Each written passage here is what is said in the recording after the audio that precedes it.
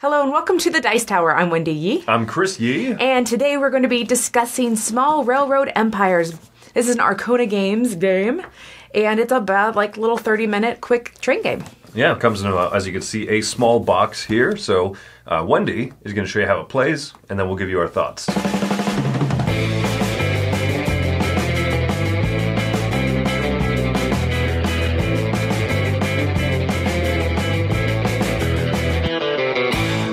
Empires is a tiny little train game for 2 to 4 players that's supposed to play in less than 60 minutes. The goal of the game is to take the goods from the factories in the middle and to move them to the outskirts of town and deliver them to these cities. You get points based on the length of tracks that you use, the trains that you have, and then finally there's some objectives over here that are a race to points.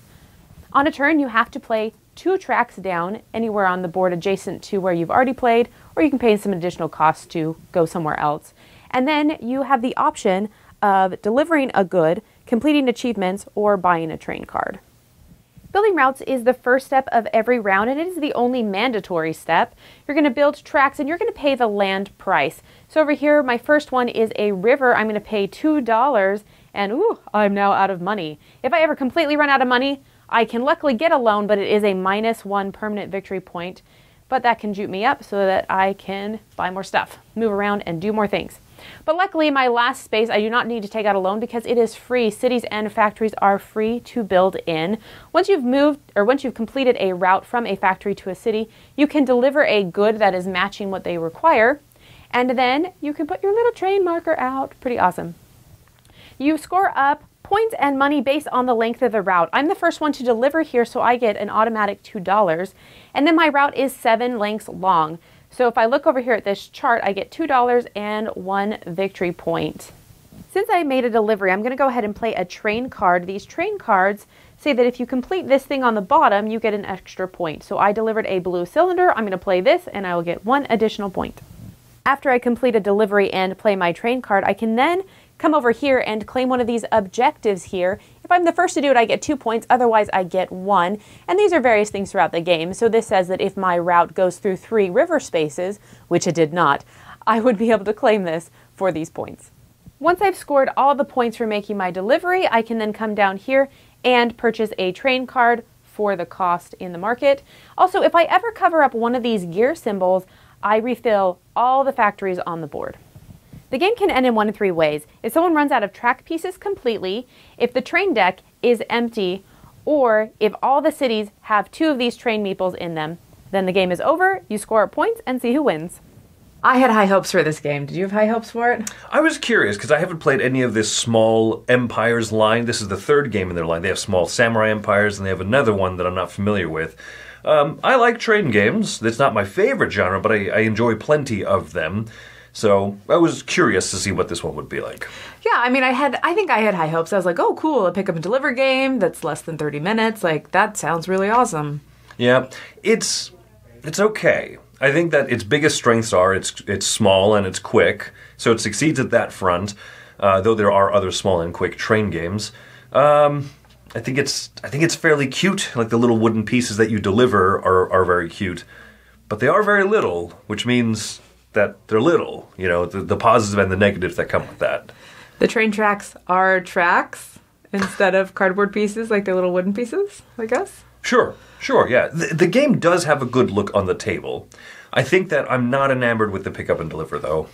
I'm not. I'm also not enamored by the board, the modular board thing that's its own weird puzzle to put together.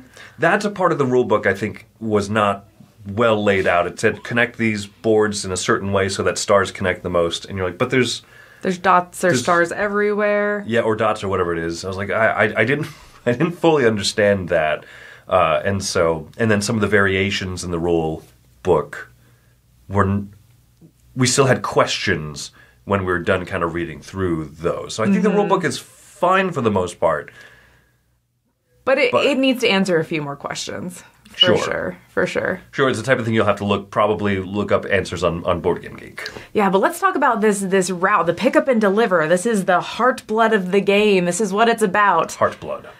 Yeah, and I don't feel like it is interesting at all. No, there's a lot of... I'm just not fascinated by it. There's a lot of train games where, for example, I mean, the Steam and Railways of the World will do this type of thing where the more cities that you deliver a resource through is how many points that you'll get for it. This one is just pure length of track, and you have to deliver the shortest route that you can with the tracks. So what it leads to, it's literally you want a 9-piece long length of track to deliver along, which means that you do awkward things like bypass around cities, and you build in kind of a wonky and somewhat expensive way. And so because of that, I find that it's not as you have no reward whatsoever for delivering short deliveries. I think that's the thing. So really, after we played this game, I was like, oh, the points don't come from the routes. They do, but not very many of them. Mostly they come from the little train card you have in your hand that if, I delivered a blue item, so now I get to get an extra point. Or the end game scoring not majorities, like first come, first serve. Oh, yeah, objectives. The little objectives. Yeah, first person to deliver through 3 water spaces. They get 2 points. Everybody else that does that gets 1 point. Like, that's where I feel like the bulk of the points come. But here's the deal. If I do a 3 or less train route, and I'm like, ooh, this is quick and easy, I'll get some quick points and money. You don't get money. You lose points. And if you play train card, you're just like have neutraled out on points. Like, I don't really see the point of that even existing. I would pretty much never do a route that is shorter than, I think it's 4. 6. I think 6 is the one where you actually earn points and money. Oh, that's true. 6 and the 8 length ones, or the longest ones. Or those are the only ones that I ever would basically want to do in this game, which I think is too bad. I'm not sure a way around it. You don't want to make the short ones worth so much that you only do those, but you do want to have a little bit a feel of a build-up where you do some short ones to get the income and the money so that you can then start building longer ones. And this one, no, it behooves you to take a loan even in your first, turn before you finish building tracks to get the money to just build a longer one because you just get more out of it. Because longer tracks are also more money. It's not like there's even an inverse of it of like, ooh, I built some short tracks to get some quick early money. Like, there's just not money there. Now, someone might counterpoint that you, every time that you're the first person to deliver to a city, you get $2 extra. And if you're the second person to deliver to a city, you get $1 extra. And that's true. I don't know if that's worth eating the victory point to just get that $2 bonus. Also, it's super weird that only 2 people can deliver to a city, and the rulebook says the first person gets $2 bonus in addition to their route length, and the second person gets 1. You could have just said, if you're first, you get an extra $1. Right, Yeah. and then you just raise the base value of each delivery. So I think this is another part of the game that I'm frustrated with, is that on a turn, you lay down 2 tracks. Then the other person lays down 2 tracks. And it's just this very quick, like, lay 2 tracks, lay 2 tracks, lay 2 tracks, lay 2 tracks. Oh, wait, I have a delivery. Everything stops. I must now count my tracks. And then I have to replace a track with a train. And then I have to take the money and points. Oh, wait, I get extra money because I delivered to a city, which always happens. $1 or $2. Okay, now, did I put that train out? I did put the train out. Okay. Oh, but I have a train card in my hand. I need to play a train card. Do I have a train? Okay. The final last objectives. Okay. 4 minutes later, you can have your... And then you drew the train card. Oh, I drew a train card, so I forgot about that. Okay, now you can have your turn, Chris. It's not super long. It doesn't grind the game to a halt, but it is a very procedural moment in otherwise what is like, oh, I lay out 2 tracks and I pay for them. And then, Yeah, and I feel like the procedure is not listed on that little player aid that you have, and it's easily forgotten. Like, the icons are there, but they're not laid out. They're just kind of like, it's a random spot on your board, really tiny, that shows like, if you deliver to a city, this is $1. If you're a second person to deliver there, it's $1. Whatever. The $2 is the $1 thing. So, if you're a train gamer and you're seeing this, you might think this is cool that it is a short and distilled and small train game. It's true. I think that many of the decisions they made did do a good job of making it quick and speedy. Like I said, I really like the loan system. It's not very, it is forgiving. I was going to say it's not unforgiving, but no, it's forgiving.